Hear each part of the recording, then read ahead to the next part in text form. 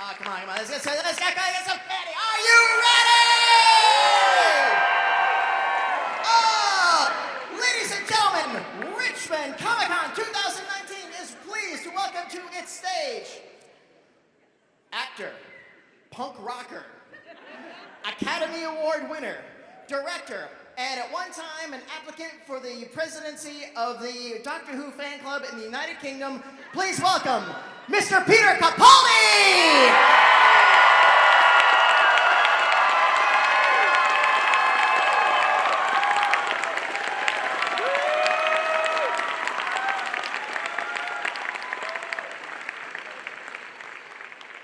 Hello.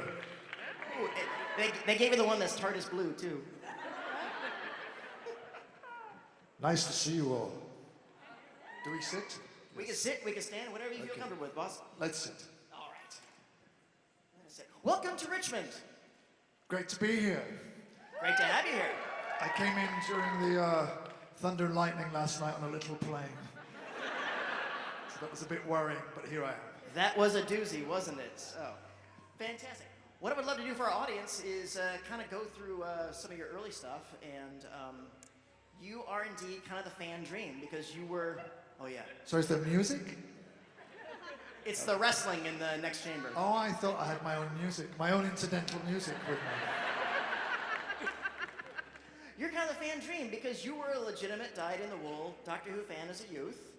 Yeah, well, but it was a very different kind of world than it is now. There wasn't Indeed. really any merchandising or any, there were no DVDs or VHSs, and yeah, I was a big fan of Doctor Who, but that meant really that I watched the program avidly and subscribed to the Doctor Who fan club, which was, you know, like one Xeroxed sheet of information that came out every 2 months.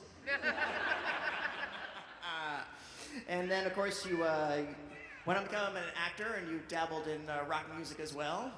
I became, I sort of always wanted to be an actor. I'm not really sure why, really, because I wanted to be the center of attention, really. I think it's basically why people want to be actors. But I went to, applied to drama school, and I didn't get in. And I was 17, and I didn't know what to do. But I'd always been able to draw.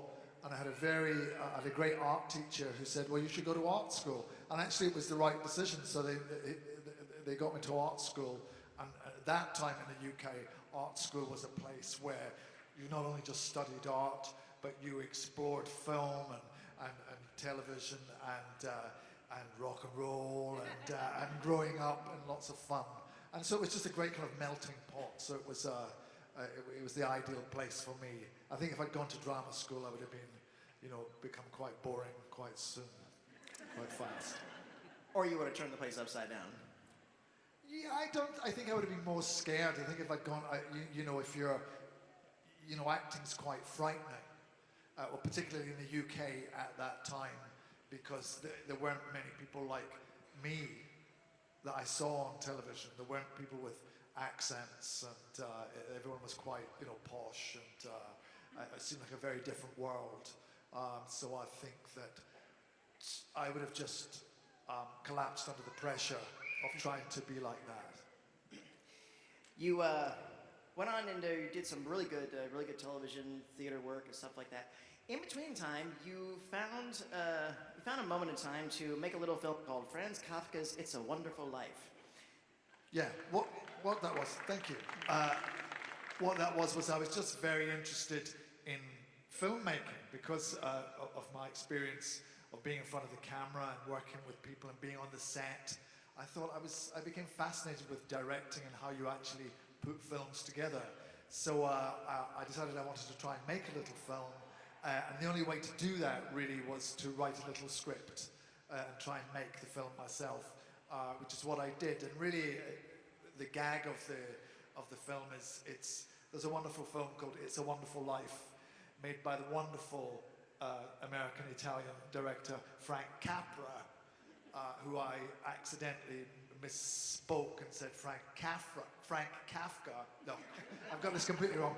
Instead of saying Frank Capra, I said Franz Kafka, and Franz Kafka is, of course, the father of the the early 20th century concept of the anxious human being trying to exist in the modernist world. Quite different from Frank Capra, but it was a great combo. So I decided to make a little comedy. What would It's a Wonderful Life have been like if it had been written by Franz Kafka? And I was very lucky that my friend Richard E. Grant agreed to be in it, and lots of other people who were friends of mine, and lots of other people who I'd worked with in my career came and helped me make it. I had the designer John Beard, who had designed Terry Gilliam's Brazil and Time Bandits, and who was vastly experienced, and he and his colleagues all worked for no money to help me make this little film, which to our shock went on to win an Academy Award for Best Short Film. But I didn't even realize there were Academy Awards for short film. I thought it was a little Academy Awards that they give you, a little pocket-sized Academy Award that you could put in there. But no, it was a full-sized one. You've spoken about that experience, and that's online. It's a really great story. But I do want to ask about your Academy Award. Where do you keep it? I keep it on the shelf I have a sort of work stroke, music stroke, arty room, which is full of all my artifacts. And it's there. It's not hidden away, it's a private place, and people can play with it and touch it and hold it and do whatever they want with it, as long as they don't walk up the house with it. Then they'll be shot. Out of curiosity, what are some of the other Capaldi artifacts in there? The other artifacts are guitars, some beautiful guitars. There are some original pieces of comic book art that I have framed up in the wall. There are photographs, some beautiful rock photographs, and some beautiful photographs of an old holiday camp called Butlins, which we used to have in the UK, and just lots of bits and pieces. Nice. My wife, who's a fabulous sense of design, prefers a much more minimalist approach, which doesn't operate in my room. That approach ends at my room. My room is just a mess. And since we are at Comic-Con, I do have to ask, what is some of the original comic art? It's actually not American comic art. No, that's fine. It's things from British magazines and British comics from the 70s. Warrior stuff? But they're not superhero things. They're not. Yeah. You know, they're more television related. Nice, very nice. So, you got Fires of Pompeii, which is the first step in this Doctor Who journey of yours. How did you secure that gig? Fires of Pompeii. They just called and said they sent me the script and said, "Would you like to do this?" And of course, I love Doctor Who, and I've been following it avidly since it came back onto TV. And I said, yes, of course I'd like to do it. And my wife said, "Darling, you're a professional actor. You really have to read the script first and see if the part is right for you and if it's something you want to." I thought, oh yes, I better do that. So I read the script and it was great. And so I went down and did it, and David Tennant was the Doctor, who was absolutely lovely to me. And he was fabulous, and he was the Doctor, and he showed me around, and he showed me the TARDIS, which I was very excited about. And then it was great at lunchtime when he'd go off to lunch, and I would go, then I could play with the TARDIS. So you did that, and then you popped up again as John Frobisher in Torchwood. Yeah, which was, again, thanks to the wonderful Russell T. Davies, who, had seemed reasonably happy with me in the Fires of Pompeii. So again, I was actually directing something. There was a TV show called Getting On, which I directed in the UK. I think they do a version of it here. Russell called and said, would I like to come and do this? And I was just keen to do anything in the Doctor Who world because it was fun. It was just fun to come and do scenes with monsters and stuff like that. So that's how I got into that. But I was sort of, every time I did something that was connected to the Doctor Who world, I thought that would be my last involvement with it. And certainly it did not encourage me to think that I would have any further involvement. I kind of thought Torchwood would be it completely. I'd be done. Oh boy, you were wrong. I was wrong. You at the time, I believe you were kicking it as Richelieu on Three Musketeers when I believe you got the offer. You got the offer at that point. Yes, I was playing Cardinal Richelieu, which we were filming in Prague because it was a 6-part series for BBC, and so I would spend a couple of weeks in Prague filming, then I'd come home for a week, and then I'd go back to Prague again. It was during one of the periods at home. And I remember I was just walking to the car and the phone rang, and it was my agent saying, "How would you feel about being the new Doctor Who?" And I was aware that Matt was leaving because we had some of the same directors on Musketeers and they'd come straight from Doctor Who onto Musketeers. And so I was always interested in the gossip of what was going on. But again, I never thought of myself as being involved in that. I was only ever the only thought I had about it was I was slightly miffed when I'd read in the newspapers lists of people who should be Doctor Who. And I never appeared in one of them.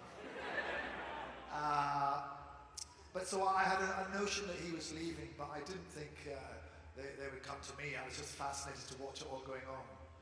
So when my agent called and said, how would you feel about being the new Doctor Who? I laughed because it was such a delightful idea. And then I said, well, what does that mean? How would I feel? Of course I would feel great about it. But what does that mean? And she said, well, they'd love to talk to you about it. So talk we did. And then they began saying, they being Stephen Moffat and the production team generally, saying, well, we'd like you to come and do a scene for us. I said, well, okay. And he wrote this rather, and I would be sitting in Prague Airport. I can remember I was sitting in Prague Airport and my email pinged, and it was this great regeneration scene that he'd sent, which they wanted me to do for them. And it was brilliant. I couldn't let anybody else see it. It was all totally secret. But it was a wonderful scene, which was not really like the one that we ended up doing. It was, I thought, it was quite fun and quite sad because the Doctor didn't realise he'd become older looking. And he kept saying to Clara, how's the face? It feels good. Does it look good? Because it's a little looser, but And she was like, I've got something to tell you. And I was like, what? She said, you're old. What? We never used it. And then off you went. Then off you went. Off you went for so many wonderful seasons, so many wonderful stories. When you do that strange thing, they take you to, and Matt was so great, it was so lovely. Matt is such a wonderful human being, as David is too. They were both incredibly supportive and kind, and because there's nobody else you can talk to about being Doctor Who, apart from somebody else who's been Doctor Who. And there are only like 13 of those people in the world, ever, or so far. And so they were both amazing. And Matt, we did this wonderful, I went and did my regeneration day, and well, it was his regeneration day, but it hadn't fallen, his wasn't. I did mine on my last day of filming. His wasn't his last day of filming. So he still had stuff to do, but he had to go through this whole drama of having, me standing in the wings while he was still finishing. And he was such a gentleman, and he was great. And he gave me his watch, he gave me a big hug, and passed his watch over to me and said, this is, and then indicated the TARDIS and said, this is yours now. And it was lovely. Indeed it was. But then you have like 6 months when you're not Doctor Who. You do that little scene, then you've got 6 months and you're not filming, which drives you crazy. Well, last we met, you had finished the final episode, the Christmas episode, but you weren't allowed to talk about it. So, well, that was the end. What was that like for you? Not only you got to work opposite, Bradley as the first Doctor, but you were saying goodbye yourself. Yeah, it was great. Only because it was sad too, but it's great because I got to work with the first Doctor Who, and David Bradley was magnificent as William Hartnell's Doctor, and also you get to do an ending. Often when you play a part, you don't really get to do, your show just gets cancelled. And you're not there next year, you hoped you would be. And you actually get to reach the end of your story. So that was lovely. Indeed it was. And on behalf of us all here, thank you so much for your tenure as the Doctor. It was wonderful.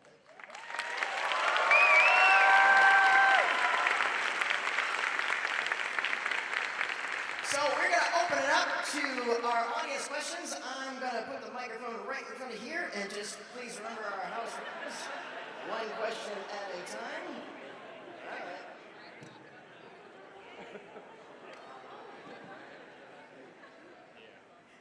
Hi. Hello. I'm Karen. Hi, Karen. I adore you.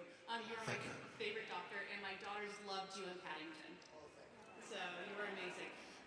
My question is, David and Matt have both talked about how stressful it was going from being a fairly well-known actor to all of a sudden this internationally known persona where they couldn't even go to, the corner store anymore without fans coming up to them. Did you have the same, stressful, conversion? Yeah, because it's quite a strange, you're suddenly propelled to, well, I remember David said to me, I said, what's it like? And he said, well, the strangest thing is the level of visibility that you suddenly have. Because suddenly you are visible. When you go to the shop to get some milk, people know Doctor Who is going down to the shop. The most distressing thing I think I've found,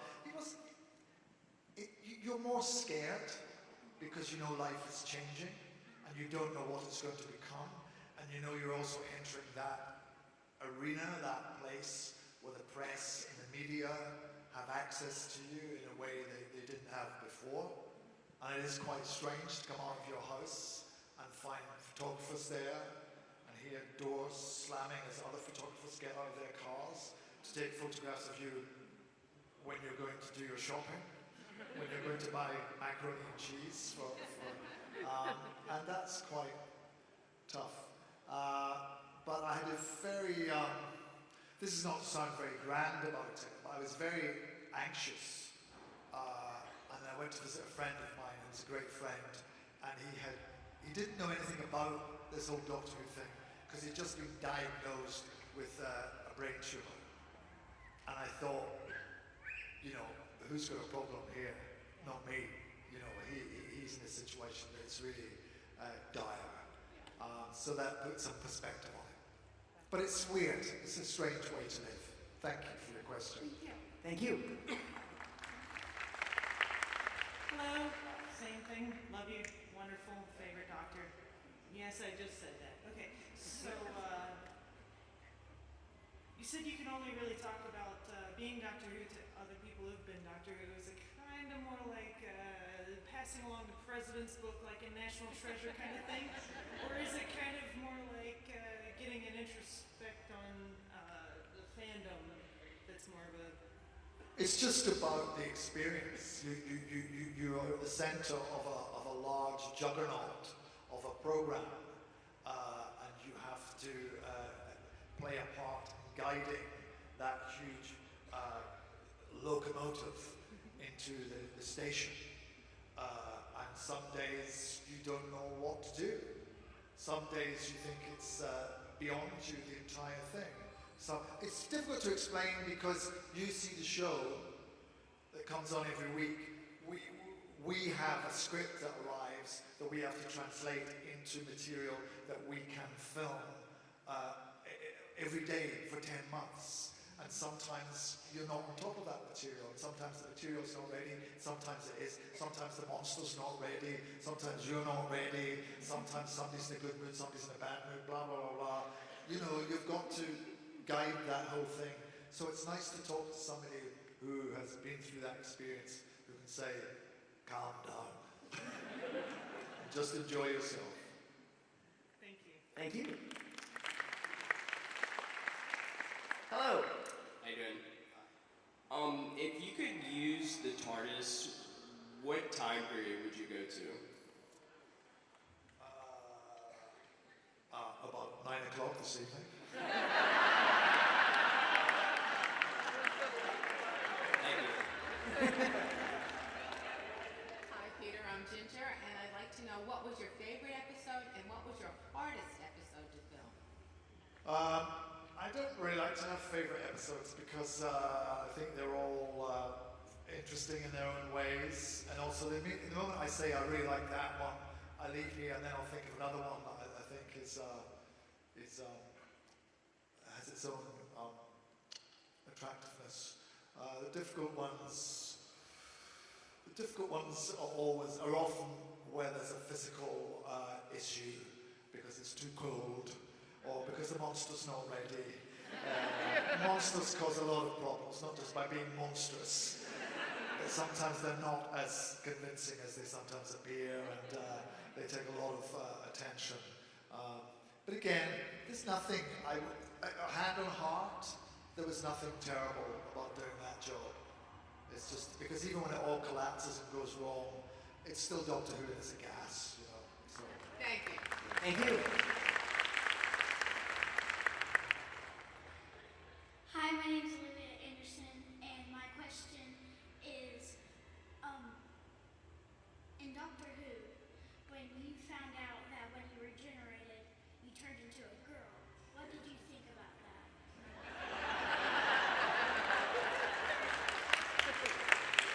Well, I think it was great. I think it was wonderful. I think Jodie's wonderful, and it was wonderful to turn, you know, into I don't think, I don't have any issue with that whatsoever.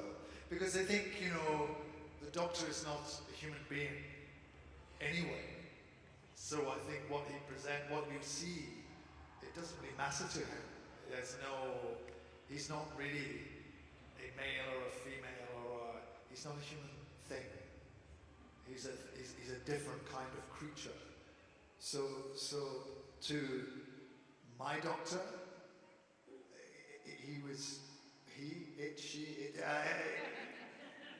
the Doctor was happy just to continue. Good question. Good question. Thank you. Hi, I'm Sarah. Hi, Sarah. And I've been on a total Malcolm Tucker kick, but my question is for her.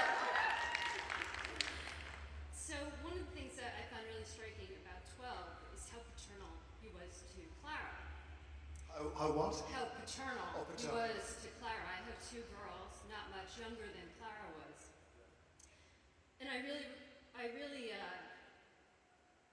got that idea of willing to do anything to save your child. You know, with this child kind of person to you, even if you shouldn't, even if it's not the right thing to do for them or you know what I mean, like that impossible situation. Yeah. And I was wondering if your own experiences as a father informed any of your acting or did it influence you as the Doctor in those moments?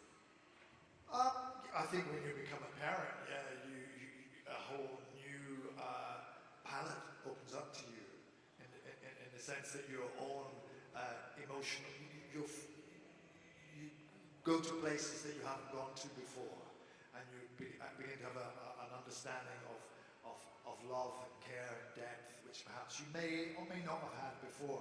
You know, I don't think having children is the exclusive and only way in which to become a fully developed human being, but it certainly does have an effect on you. And I think for the Doctor, it was a strange. I think it was almost kind of the other way around. I think she really looked after him, but he, again, as I said before, is not a human being. So his understanding of that relationship was not fully formed. But he knew that she was, in her initial storyline, responsible for his survival. And so he owed her a debt. He owed his own existence to her. So he always wanted to hold her close. But at the same time, it was dangerous. It was not necessarily the right thing to do. Did that answer the question? I don't think so, but it was enough waffle. Thank you. Hi, I'm Kara. One of my all-time favorite episodes was Heaven Sent, and I was curious, how intense was that to film? I've always wondered how it was to film that. It was great to film it because what was really nice was you get to work very, very closely with the director, who was Rachel Talali, who's an absolutely fabulous director, and you get to work very, very closely with the crew and the cameraman in a way that you perhaps don't quite when you're in a show in which there are other actors. As ever with Doctor Who, there's not very much time. So Rachel and I really had very little time in which to discuss what we thought was really going on. So sometimes our ideas were probably at cross purposes, but she's so brilliant, such a brilliant director. I just trust her implicitly. So I would just do anything she told me because I knew she'd be right, one way or another. But it was a wonderful experience because I knew that it was one of those things where there were ideas at work that I didn't have to understand to be able to do them because I didn't have time to figure that all out. And I knew that Stephen had ideas that were different from my ideas, but that we could still try and make work, but I didn't have to have them explained to me. It's one of the kind of mysteries of art and drama, is you don't always have to know every single detail of the backstory to make it work. So yeah, it was a great experience. It was a strange and powerful episode. Thank you. Thank you. Hello. Hi, my name is Leah. I'm a little nervous. One of my favorite but saddest episodes is when you regenerated, and your speech was just so powerful and resonated with me that I teach kids with autism, and every day we teach the kids, safe hands, safe feet, how to be a good person. We're trying to teach them how to acclimate in the community, but to the point where we use your speech instead to teach them always be kind, never be cowardly, things like that. So instead of safe hands, safe feet, we replaced it with sections of your speech. And I was just wondering, because everybody in here is a Whovian, you guys have had such a huge impact. Like, how does it feel to carry that? Knowing that you carry such a weight with us. Like, we have a whole Doctor Who board. Well, you decided about 100 pounds was weight. Like, we print up the daily schedule, like, every day it was an affirmation, because part of the things in children with autism is repetitiveness. So every morning it's like, what do we remember? How do we become a good neighbor? Always be kind, never be cowardly. What's part of that? And the kids repeat it every day. And then, if you have a blip, you're like, what do we do? Even with the nonverbals, we use like a PEC system. You point to the pictures so they can follow it. That's fantastic. Well, of course, we didn't know that. I didn't know that. So I'm just very moved by that. And I think it's wonderful. Thank you. It's a compliment to Stephen, who wrote all of that, and for his ideas about Doctor Who. But I would say that I think why it connects is because it's not about speaking to children. It's just about speaking to each other. And in a way, the Doctor's on a kind of mission to reawaken human beings to their better selves. Because that's what he sees, not being one himself. He sees that when they're good, how good they are. But really, it's what you have connected with is Stephen Moffat's concept of how human beings should conduct themselves to each other. And that's a pretty good, he's come up with a pretty good list of things. But it's wonderful that you use it. Thank you. Thank you for sharing that with us. What's your name? Nikki, everybody's gonna round of applause for Nikki. Hold me on. Thank you. Thank you.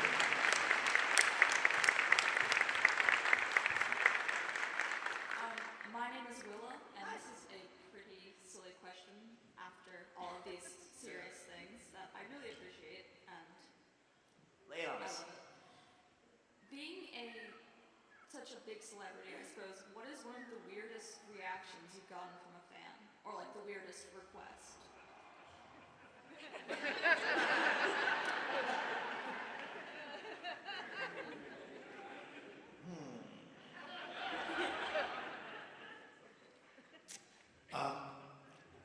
Well, you know, people aren't really. I haven't really had very many. People always think that a lot of fans are oddballs or crazies or whatever, and perhaps they are. But I've never really had anybody ask me to do something very weird in a comic way. I've had some requests for weird things in a slightly dark way that I had to refer to the authorities. But I can't really go into what those suggestions were. No, I think people are very, enthusiastic about the show, and they just want to be part of it. And it belongs to them as much as it belongs to us. And I can only, I haven't had really. I'm sorry, I don't really have a funny story about a weird thing because it hasn't happened yet. And maybe today. I live in hope. I was just wondering because the voice actors of Peach and Bowser, I learned today, were requested to sign a baby once. So apparently that happened. But thank you, though. Yes, thank you so much. And if any of those fans out there would like to buy Mr. Capaldi's used bottle of water after the show, come and see me, and we can come to a deal. Hey, Bob. Hey, I'm Josh. I was just wondering, as an actor, are you able now to sit back and enjoy Doctor Who or really any TV show in a purely sort of fanish layman way, or are you always aware of the man behind the curtain? No, I enjoy TV, films, theatre, anything that's good. I mean, obviously there's a professional bit of me that can sort of figure out what's going on or how they did that. But at the end of the day, if stuff is good and if actors are good, they just convince you. And you sort of lose interest in thinking of how they did it. If it's not very good, I get a bit bored and I can see what's going on. But generally, I can watch anything. Thank you. Thank you. Hi, my name is Carlis, and my question is kind of similar to the girl that was before him. I know you meet a lot of people, but does anyone ever stand out so much that you remember them later on? Oh yeah, you remember so many people. It's amazing. The terrible thing is because we come to conventions and suddenly you find yourself face to face with someone that you remember very distinctly from the last time you met them, but nothing in between. So yes, people do, people do stick out, and people have, the thing about Doctor Who is it has its own, it touches people quite deeply, so people have stories to tell you about what it did to them in their lives, how it helped them through their lives, or a difficult thing that happened to them, I've had people, particularly, if you have people who have had very tough times in their lives, and Doctor Who has been a part of that. It's very moving, and of course you do remember them, and you do make connections with them. But by the same token, we must be forgiven for not recognizing everybody all the time, because we meet so many people. All right, thank you. Thank you. Don't worry, I'm not going to ask you to find the baby. I was getting ready. No. So I recently saw this music video, Someone You Loved. Yes. How does it feel to be a music video star? To be a what? A music video star. It's great. It's absolutely lovely. This is, for anyone who doesn't know this, there's this wonderful song called Someone You Loved, which is written and sung by a hugely gifted and talented young singer-songwriter called Louis Capaldi. And yes, he is a relation. He's my first cousin, twice removed. He's 22 years old, and he's just released a new album. But I went to see him about a year and a half ago because I went to see him perform, and I thought he was just stunning. I didn't know anything about him. I knew vaguely there was someone in our family who was having a go at doing this. But I went to see him perform, and I was just absolutely knocked out. I went to see him backstage afterwards. Blah, blah, blah, blah. And then about a year ago, not a year ago, at the start of this year, they rang up and said, we've got a new song, would you like to be in the video for us? Yeah, of course, I'll be in it. And I didn't know anything about it. And in fact, I don't even think we heard it while we were filming.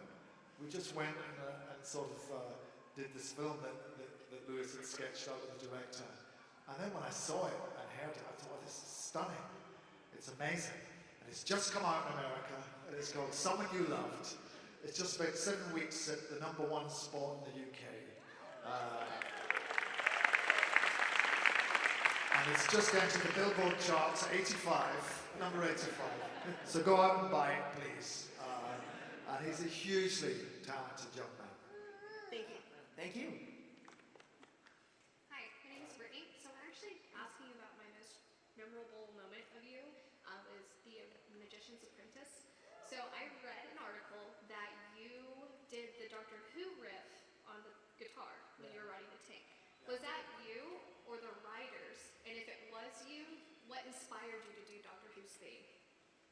Well, what happened was Stephen said there's a scene where you're going to come in on a tank playing guitar. Brilliant idea. Yeah, and I was somewhat resistant to this. Because I'd said to him, it'd be nice if you could play the guitar, but I thought you just, you should be in the TARDIS and plug the guitar into the TARDIS console and the guitar he made himself and be all feedback and he'd play guitar like a teenager. And he said, no, you're coming in on a tank and you're playing things. And I thought, well, this is like a share video. So I didn't think it was going to work at all. But he said to me, as the day came closer, I said, what am I playing? He said, I don't know.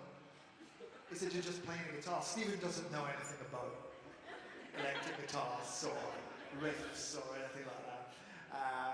So I said, what am I going to play? I said, well, we'll play what you like. And I thought, I don't know what to play. I don't know what to play. And then I thought, well, it's just the most obvious thing in the world. I'll play the Doctor Who theme on a fuzzy old, guitar and just rock it all out like that. But then I had to learn it. And then I had to play it while strapped to a tank, which was moving. But for some reason, they didn't use it in the show, finally. And I did it okay. I mean, I played it, and I thought it was fun. It was fun hearing that on a fuzzy guitar. But I think they wanted more pyrotechnics and stuff, so some little guitar pixies came in and transformed it into something else. But I'd like to hear the original. Yeah, thank you for asking. Thank you.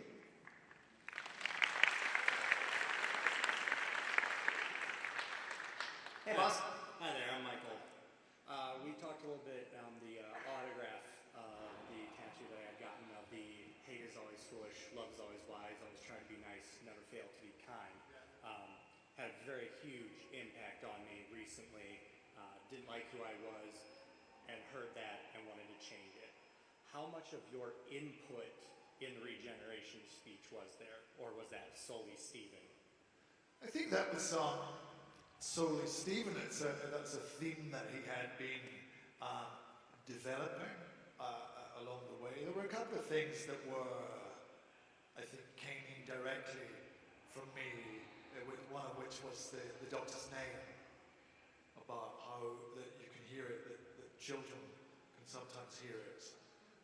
It was because at a session like this, a youngster asked me what the Doctor's name was. And so I couldn't think, so I made up.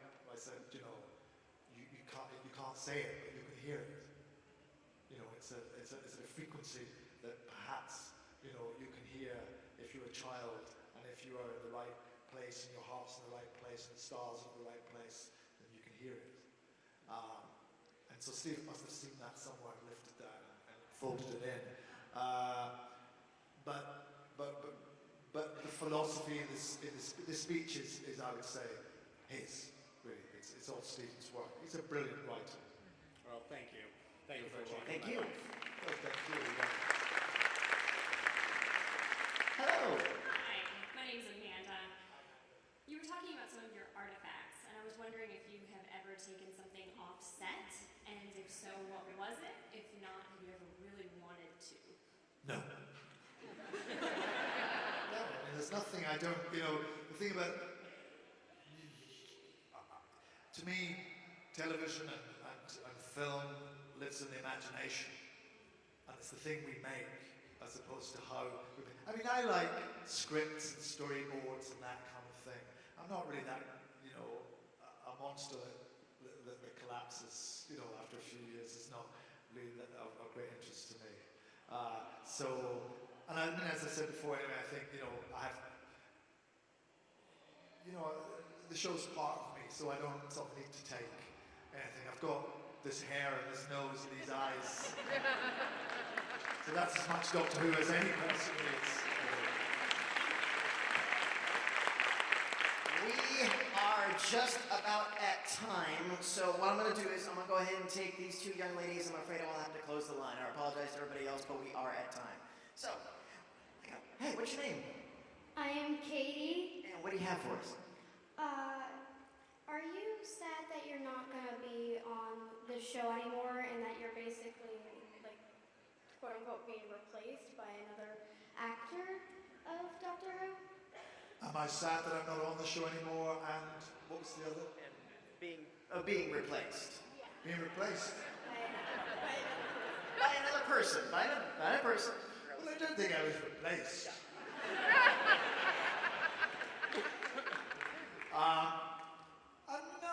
No, I'm not. The show's great, but the time comes to move on to other things, and the thing about being involved with Doctor Who is it never stops. It's very unusual in that way, because you never really sort of leave it. It's always with you, and it's always carrying on, and people seem to love it.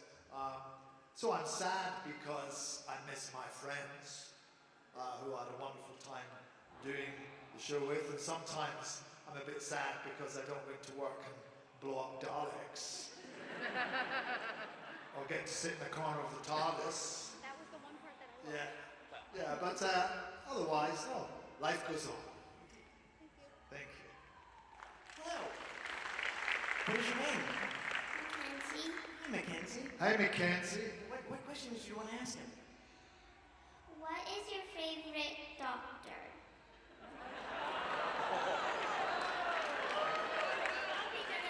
You're probably gonna say you. What was that? She said you're probably going to say you. Well, I was. I'm my favorite doctor.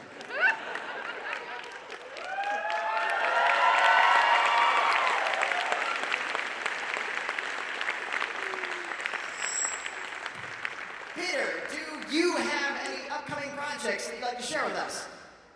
Any upcoming projects you'd like to share with us? I can't really say. I'm going to do something, but I can't really say what it is. But you'll know soon. Fair enough, fair enough, fair enough. So, GalaxyCon